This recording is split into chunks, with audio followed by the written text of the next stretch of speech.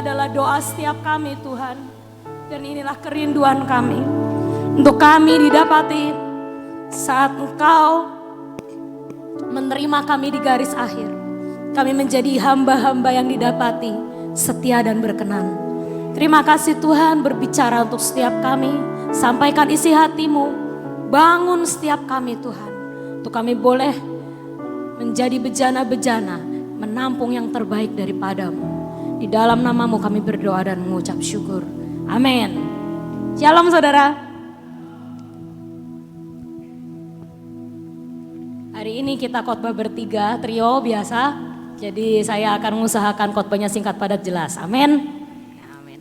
Siap menerima triple porsi? Amin. Oke, hari ini saya memberi renungan khotbah bukan ya renungan ya. Sharing saya hari ini khotbahnya itu tentang the why. The why ya. The why itu adalah why itu apa saudara? Kenapa? Nah, di dalam hidup ini semua itu biasa terjadi karena ada kenapa itu terjadi ya kan? Nah, ini sebenarnya judul ini saya nggak dapat sendiri saudara. Saya jujur mengaku. Suatu hari saya itu lagi lihat-lihat Instagram, saya itu follow seorang penulis yang saya suka. Ya, dia adalah seorang penulis modern lah ya, masih muda orangnya asik, gaya nulisnya saya suka. Dan saya follow Instagram dia. Karena apa? Seringkali Instagram dia tuh inspiratif kalau menurut saya. Dia lagi naik gunung tiba-tiba dia nulis sesuatu tentang pengalamannya. Dia lagi pergi ke laut tiba-tiba dia nulis sesuatu tentang pergi ke laut. Gitu. Jadi saya ngerasa follow Instagram dia itu cukup asik gitu. Karena saya dapat pelajaran cukup banyak kalau saya baca-baca. Waktu saya mulai wah ini wayahnya mau khotbah nih ya, mau jadwal. Saya tuh belum dapat Tuhan. Ayo apa ya yang engkau mau sampaikan kepada anak-anakmu di tempat ini. Saya nggak mau kalau nyampein sesuatu yang tidak fresh daripadamu. Itu bukan sesuatu yang menjadi kebutuhan. Lalu tiba-tiba saya baca artikel dari orang ini, ya. Dia itu suatu hari lagi motret gunung gitu biasa aja. Dan dia itu menuliskan suatu caption judulnya The Why. Nah, lalu dia bercerita, ya. Tahukah saudara, ada satu hal yang mengganggu saya kalau saya nonton film perang, dia bilang gitu. Ya, kadang captionnya tuh sama gambarnya rada beda gitu ya. Gambarnya gunung tapi dia ngomongin tentang film perang, saya juga nggak ngerti. Tapi pokoknya saya baca aja karena saya sangat menikmati tulisan-tulisan dia. Dia ngomong, tahukah saudara yang membuat saya bingung kalau saya nonton film perang zaman dulu? Dia bilang gitu. Yaitu adanya satu orang yang bersusah payah menembus berbagai medan peperangan untuk mengantarkan surat koresponden pribadi. Ya. Wartime personal correspondent. Jadi kalau misalnya saudara mungkin di sini ada beberapa yang ngelihat film perang zaman dulu belum ada WA ya saudara. Paling mentok adanya telegram. Ya. Tapi sebelum telegram ada, orang itu benar-benar kalau mau menyampaikan suatu berita, baik itu kabar baik maupun kabar buruk itu pasti pakai surat. Ya kan? Tante Tin Om Gideon aja waktu pacaran ceritanya ke saya, cerita ke kita waktu itu pakai surat Mas Yan. Ya, saya lagi sakit, begitu suratnya nyampe udah sembuh, ya kan? Saya lagi ujian, begitu suratnya nyampe ujiannya udah kelar. Nah ya gitu saudara, memang itu terjadi waktu dulu itu informasi itu sangat lambat. Ya, tapi itu the only way orang di rumah menyampaikan sesuatu kepada orang yang lagi berpergian. Kalau mereka berpisah tempat, berpisah kota, berpisah negara, the only way yang mereka bisa lakukan itu mereka hanya berkirim surat. Dan di peperangan itu ada tukang pos khusus perang saudara. Dan dia itu kerjaannya tiap kali prajurit yang lagi perang itu ada di mana, si tukang pos ini nyampe aja itu ke tempat itu. Walaupun tempatnya itu bahaya, mungkin garis depan, tempatnya mungkin di tepi sungai, di jurang, di gunung, di mana. Ini tukang pos nyampe terus pokoknya ke dia. Membawa apa? Satu karung surat dari hometownnya prajurit-prajurit itu. Lalu begitu dia datang terengah-engah setelah melewati berbagai itu, dia akan teriak mail, surat. Lalu orang-orang yang ada di medan peperangan itu akan geruduk berkumpul. Membuka karung itu dan mengambil, ayo nama saya mana kepada yang terhormat, tersayang, siapa saya namanya. Dia akan cari surat dari rumah. Dan dia akan sangat senang hanya dengan menerima sepucuk surat dari rumah. Kadang itu saya ngambil di internet, itu benar-benar surat wartime, dikasih bibir, lipstick istrinya. Waduh ya, dia begitu buka, aduh ini bibir istriku nih tebel nih. Ini lipstiknya sayangku, ya kan? Atau juga mungkin foto anaknya.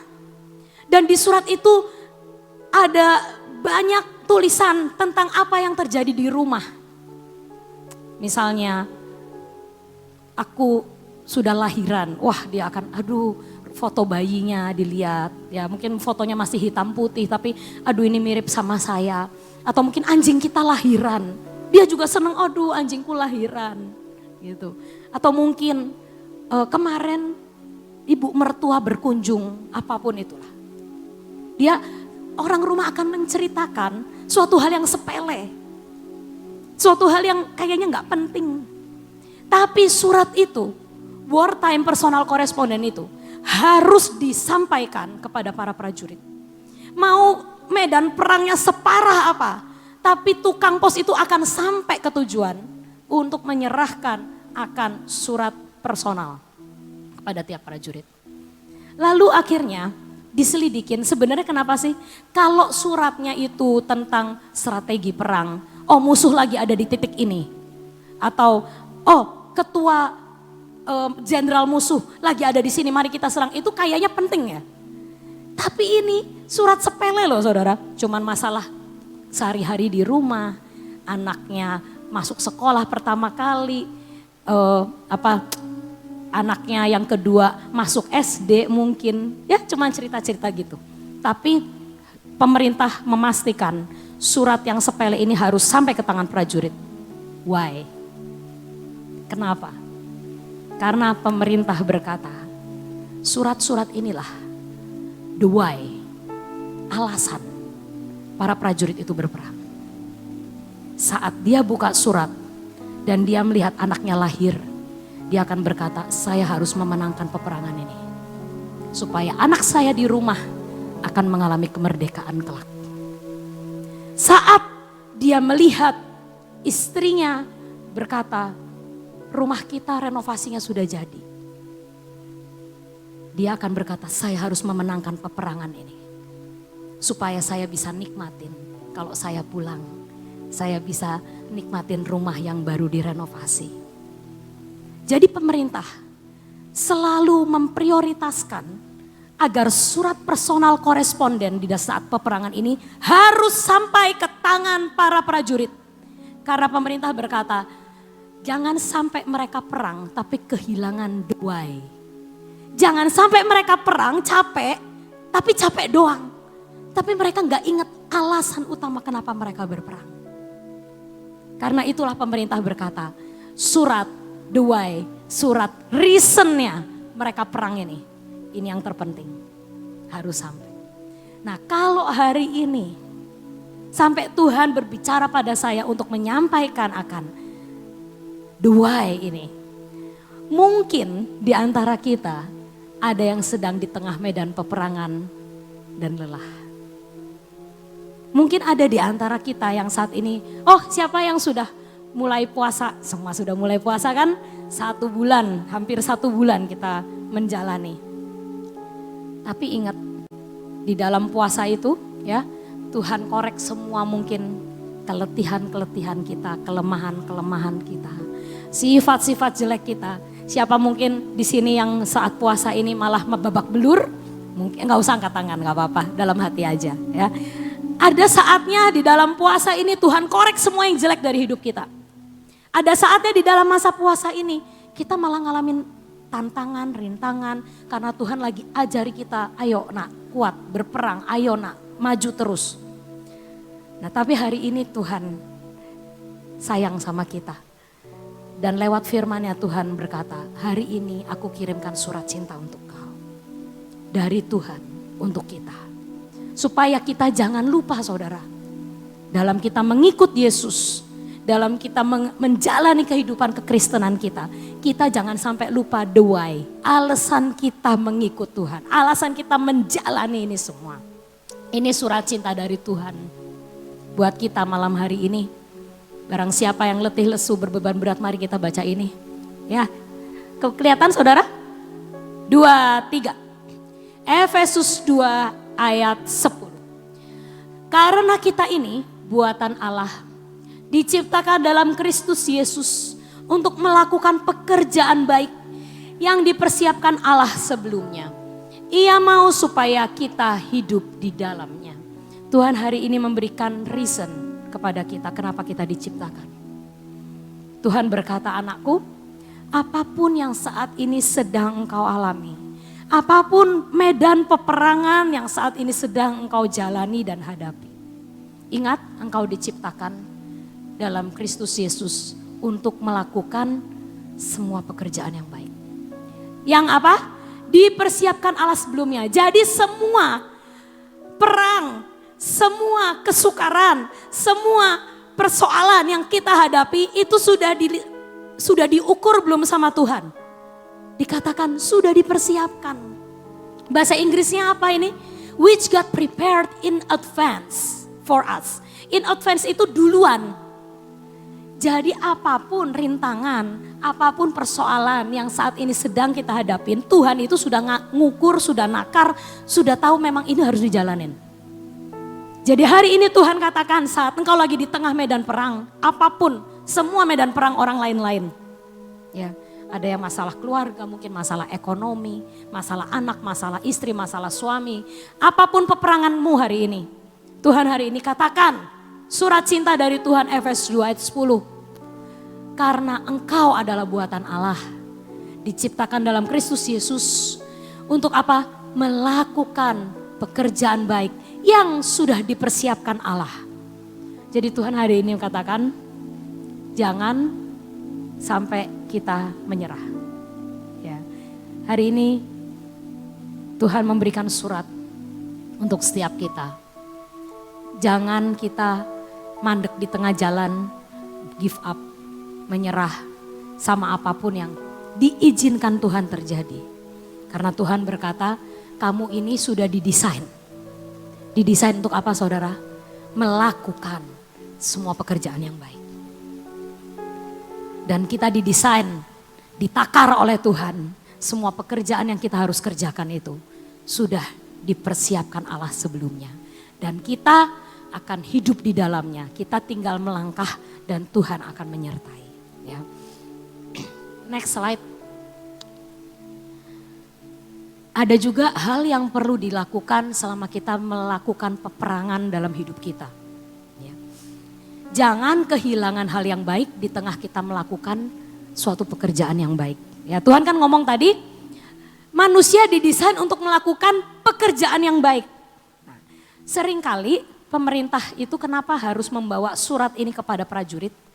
Karena banyak prajurit itu yang stres saudara di dalam medan peperangan. Saat mereka menjalani peperangan, mereka tahu mereka harus menang. Tapi di tengah kesetresan itu, kadang ada sampai yang gila saudara. Karena apa? Pressure-nya terlalu banyak, tekanannya terlalu banyak. Mungkin di medan peperangan itu dia melihat teman baiknya meninggal. Dor, ketembak. Saya banyak melihat film perang, sebenarnya yang paling shocking adalah saat mereka itu perang, mereka itu kan siang pagi malam kumpul bareng. Sehingga mereka tuh udah kayak brother, udah kayak saudara. Dan saat perang banyak dari mereka kehilangan temannya. Kehilangan teman sekamarnya, kehilangan teman satu regunya. Dan itu kadang melelahkan jiwa. Nah tapi pemerintah berkata, mari kita kirimkan terus surat-surat dari rumah ini. Supaya saat mereka melakukan peperangan itu, mereka enggak kehilangan. Dan cara mereka melakukan peperangan itu, mereka melakukannya dengan baik dan benar. Nah seringkali dalam hidup ini, kita tujuannya baik ya saudara. Kan Tuhan ngomong semua manusia diciptakan untuk melakukan tujuan yang baik, good works. Tapi seringkali dalam menjalaninya kita itu lost focus. Alias kita enggak lagi matanya tertuju kepada tugas itu. Tapi kita malah melenceng. Saya beberapa hari lalu tertegur dengan Kean. Ya, saya itu waktu mempersiapkan khotbah ini, saya itu berkata, Tuhan coba sih kasih contoh ke saya. Kira-kira apa sih contohnya kalau orang itu lagi melakukan sesuatu yang baik, tapi cara melakukannya salah sehingga akhirnya outcome-nya nggak baik. Kean itu mau ulangan komputer. Lalu saya akhirnya ngomong ke Kean, Kean hari ini Kean harus belajar komputer. Ya, Kean di depan komputer, Kean belajar praktek karena ini banyaknya praktek bukan teori. Oke mama gitu. Nah, akhirnya dia di depan komputer dan dia teriak dari atas gitu. Mama sekarang aku kayak mama. Sekarang aku di depan laptop kayak mama kerja. Oke, aku bilang gitu. Nah terus abis itu papahnya datang. Ya, papahnya datang dan ngajak ngobrol Kean. Kean lagi apa? Udah pulang sekolah. Papa jangan ribut, Kean lagi kerja. Kayak gitu dia. Loh papa ini cuma mau ngomong sebentar. Kan papa itu kan belum nyapa kamu. Kamu pulang sekolah tuh ceritanya gimana pulang sekolah gitu kata papa. Terus Eyannya, tapi nanti saja ya papa tolong. Eyan sekarang lagi sibuk banget gitu ya. Saudara waktu saya denger itu ya saudara. Itu kayak saya lagi denger diri saya. Persis cara ngomongnya. Kalau Kean lagi datang ke saya lagi di depan komputer, saya kalau ngomong nanti dulu ya Kean, mama ini lagi super sibuk. Nanti dulu ngomongnya, ya. Nanti kalau mama udah selesai mama ke Kean. Itu dia cara ngomong ke papahnya begitu. Nanti dulu ya Pak, aku lagi sibuk banget. Kean cuma mau nanya hari ini Kean, nanti dulu ya Pak please gitu. Kean lagi sibuk banget. Nanti kalau Kean sudah selesai nanti kita ngobrol. Saudara, ya, waktu saya denger itu, saya tuh ngomong iya ya Tuhan, ini nih bahan khotbah. Tuhan ngomong, di dalam kita menjalani good works yang Tuhan percayakan, pastikan caranya jangan salah saudara. Ya. Contoh cara salah tuh begini, kita sibuk bekerja untuk membahagiakan anak, tapi harus memastikan dia bahagia. Ya, saya ulangin. Kalau kita bekerja untuk keluarga kita supaya mereka bahagia, untuk anak-anak kita supaya dia dapat pendidikan yang baik, untuk istri kita, untuk suami kita supaya mereka bahagia. Tapi pastikan selama kita bekerja, kita membuat mereka juga bahagia. Nah, banyak kan kita mendengar orang-orang yang sibuk bekerja. Saya ini bekerja demi anak-anak. Tapi anak-anaknya ngomong, tapi saya sampai gak punya waktu sama mama untuk ngobrol. Sampai saya gak punya waktu untuk curhat atau mungkin bercengkerama dengan orang tua. Karena mereka terlalu sibuk bekerja. Nah tapi kalau ditanyain orang tuanya, saya akan melakukan ini demi kalian, demi anak-anak. Olahraga juga sama saudara. Olahraga baik gak? Tapi kalau sampai olahraga itu membuat, ya misalnya istri kita atau suami kita komplain, berarti olahraga itu sudah nggak baik lagi. Ya, jadi kita harus mengkoreksi. Ya, bukan berarti jangan olahraga ya. Istri-istri juga izinkanlah suamimu olahraga. Suami-suami izinkanlah istrimu senam, nggak apa-apa. Tapi kalau sampai kamu melakukan suatu olahraga itu, tapi tiba-tiba, misal pasangan kamu ngomong, kamu tuh hari ini udah jangan olahraga sih, nemenin saya di rumah, misalnya kayak gitu. Itu berarti kita itu waktunya sudah sangat ditaruh di sana sampai kita tidak membahagiakan lagi akan orang-orang di sekeliling kita. Pelayanan juga sama. Kita melayani Tuhan. Tapi suatu saat kita diangkat jadi panitia misalnya. Tapi teman kita yang dapat kreditnya. Kita panitia capek-capek, KKR, banting tulang, kesana sini.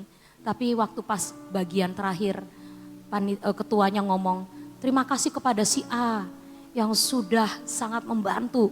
Lah guanya gak disebut, padahal gua tuh yang paling sibuk loh. Kayak gitu. Jadi esensial pelayanannya hilang. Karena good works-nya kita lakukan, Tapi proses selama perjalanan good works, selama perjalanan itu salah. Itu yang terjadi di medan perang yang sesungguhnya. Makanya kita harus kembali lagi kepada surat cinta. Alasan mengapa kita berperang. Alasan mengapa kita melayani Tuhan. Alasan mengapa kita bekerja dengan baik. Alasan mengapa kita melakukan apapun dalam hidup ini. Peperangan apapun yang kita jalani. Itu adalah porsi yang Tuhan sudah siapkan. Good works kata Tuhan. Tapi dalam menjalaninya jangan kehilangan hal-hal yang baik. Jangan kehilangan hal-hal yang baik di tengah kita melakukan semua pekerjaan baik. Kita baca di Yakobus 4 ayat 2 sampai 3. Ya. Kamu mengingini sesuatu tapi kamu tidak memperolehnya. Lalu kamu membunuh, kamu iri hati tapi kamu tidak mencapai tujuanmu. Lalu kamu bertengkar, kamu berkelahi, kamu tidak memperoleh apa-apa karena kamu tidak berdoa. Atau ternyata kamu sudah berdoa juga tapi kamu tidak menerima apa-apa karena kamu salah berdoa. Sebab yang kamu minta itu hendak kamu habiskan untuk memuaskan hawa nafsumu. Hari ini Tuhan katakan, kita diciptakan untuk melakukan hal yang baik. Yang sudah ditakar, diporsikan oleh Tuhan untuk setiap kita. Jangan kita iri. Jangan kita membunuh, iri, tidak mencapai tujuan lalu bertengkar, lalu berkelahi. Sehingga kita tidak mendapatkan apapun. Karena kita berdoa tapi berdoanya memuaskan hawa nafsu. Tuhan katakan hari ini pilihlah untuk berperang dengan porsi yang Tuhan kasih. Sesuai jatah kita masing-masing. Dan jangan kehilangan hal-hal yang penting. Di dalam kita menjalani semua yang harus kita jalani. Dan Tuhan hari ini katakan, Tuhan kan sering ngomong, semua yang letih lesu berbeban berat datang padaku. Jangan kamu khawatir akan hari esok. Kesusahan sehari cukup untuk sehari. Hal-hal seperti itu sebenarnya surat cinta dari Tuhan untuk setiap kita dalam menjalani hidup ini. Jangan sampai kita terlalu lelah, sampai kita pahit. Jangan sampai kita terlalu capek dalam menjalani hidup, sampai kita jadi gak ngerasain cinta lagi sama Tuhan. Jangan sampai kita terlalu capek, sampai kita stres, sampai kita gak bisa ingat why kita melakukan itu. Mari kita taruh tangan kita di dada dan katakan, Tuhan kalau hari ini aku lelah, mungkin aku capek, mungkin aku sedang mengalami peperangan yang belum selesai. Tapi hari ini Engkau ingatkan aku. Reason, aku diciptakan. Aku diciptakan memang untuk melakukan perkara-perkara yang baik. Yang sudah Tuhan takar. Yang sudah Tuhan ukur. Itu pasti bisa aku menangkan. Biar aku hidup dan menjalani semuanya dengan mengetahui the reason aku mengalami ini. Kalau ku hidup bagimu, hatiku tetap menyembahmu. Dunia tak bisa menjauhkanku dari kasih Tuhan. Pada kami kekuatan yang baru. Selama ku hidup, oh, selama kami hidup bagimu. Mataku tetap memandangmu. Dunia tak bisa